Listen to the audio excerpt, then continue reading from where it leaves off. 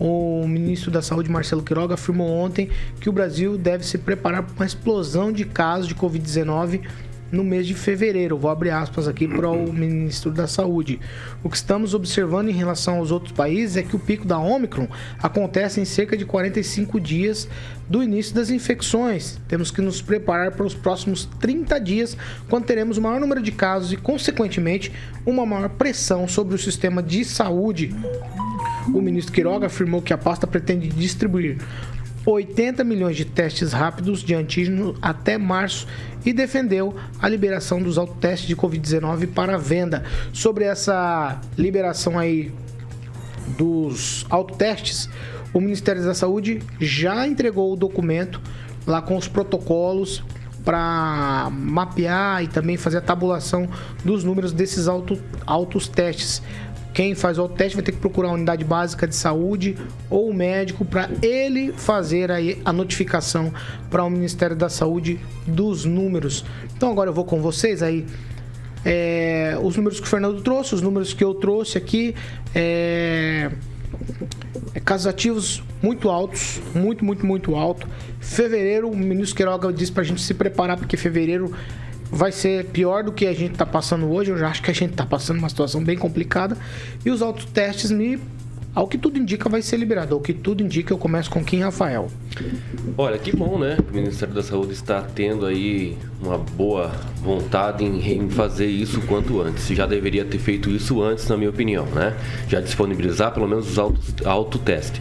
Porque se você vê, tanto na UBS, em qualquer cidade, nas farmácias, né, principalmente na segunda-feira, sempre, né, tem uma aglomeração aí, tem uma fila, ocasionando sim a aglomeração. Então eu acho que isso poderia ser prevenido e agora as medidas do Ministério da Saúde estão sendo bastante válidas, né? Agora, o que fico muito impressionado é a questão da politicagem, né? Ontem a Rosa Weber já, né, acionou a PGR sobre a questão aí de umas possíveis omissões, né, do Bolsonaro e o Ministério Queiroga numa possível crime de prevaricação.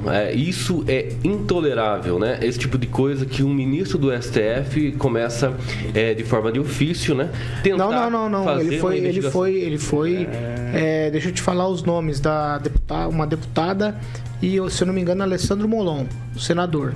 Ele foi o Alessandro Vieira, Alessandro Vieira, da Cláudia Amaral de Pontes e o Renan Ferreirinha. Não foi de ofício. Não foi de ofício. E foi uma ação. Foi incitado. Então eu corrijo aqui a minha fala, não foi de ofício, né? Uma notícia crime. Cuidado. Não tem problema. Exatamente. Eu falo para vocês, professor, cuidado sempre com as informações. Claro, eu não tenho compromisso com o erro. Eu venho aqui e falo, eu errei, né? Diferente de alguns que atestam, né, nessa questão. Julgo o amiguinho. Eu acho que, beleza, não foi de ofício, mas é que é tanta, né, procedimento de ofício que a gente acaba sempre generalizando. Eu peço perdão a Rosa Weber, mas que é uma dificuldade, né, de entender todo o processo pandêmico de uma nação que, né, fica até meio exposto totalmente à ignorância desse povo, principalmente desses políticos que querem fazer politicagem com uma situação dessa. Então, ainda bem que estamos aí com o Ministério da Saúde tomando essas precauções.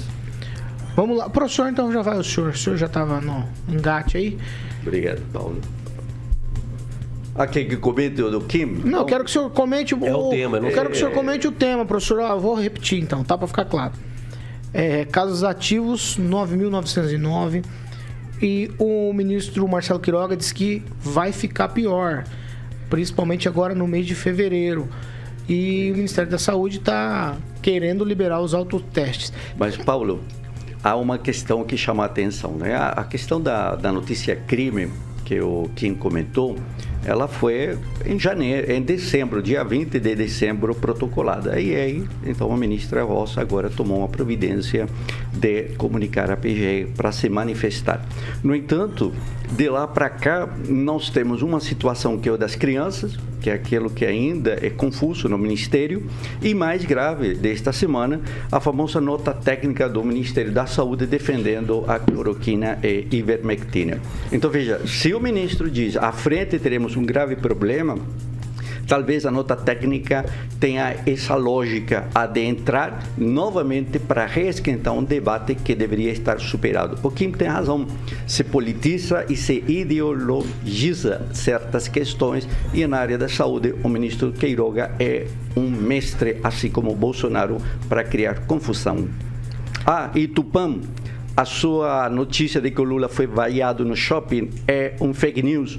Está lá na lupa, poderia conferir antes de transmitir fake news. Vai lá, Fernando Tupã, já vou tocar para você. Vai, Fernando, aproveita. Paulo Caetano, tudo é narrativa de tudo que é lado. Vamos ver, mas o Lula é verdade. Sabe o que um petista me falou essa semana passada? Eu falei, o Lula não sai na rua por quê? A desculpa é tão esfarrapada e estava na ponta da língua que ele falou o seguinte: o Lula tem medo de sofrer um atentado. Meu Deus do céu, em que país que nós estamos? O Lula deve ter um monte de segurança como ex-presidente do Brasil e agora como pré-candidato ele deve ter mais alguns extras. Isso você pode ter certeza. A gente sabe que talvez isso não pare se tiver um louco querendo fazer alguma coisa como aconteceu com o Bolsonaro em 2018. Mas, Paulo Caetano, essa história aí é muita coisa assim para muita tempestade em copo d'água. Eu vou te falar isso porque daqui a pouquinho nós vamos ter de tudo nesse país aqui, sabe? É todo mundo fazendo errado. Se tá todo mundo fazendo errado, por que daqui a pouco não vai aparecer um deputado colhendo assinaturas para fazer a CPI do porquê o Lula foi liberado das penas, sendo que eles mesmos, o próprio STF, já tinha condenado ele, confirmado a pena. Isso sim. Nós temos que parar com essa politização que está acontecendo aqui, esquerda contra direita, aí o Lula está se sentindo ameaçado pelo Sérgio Moro, fica espetando o Sérgio Moro. A verdade é o seguinte, se Sérgio Moro for para o segundo turno, tanto Lula ou Bolsonaro vão ter que se preocupar, porque nenhum dos dois está bem assim na lata, pelo menos aqui em Curitiba e em algumas cidades do Paraná, com o eleitor. Então, vocês fiquem atentos e daqui para frente o Brasil vai ser uma história de só fake news. E essa história do Lula é isso, mas o Lula não sai na rua, professor Villa-Lobos, porque ele tem medo de ser vaiado como Dirceu, com José Genuíno.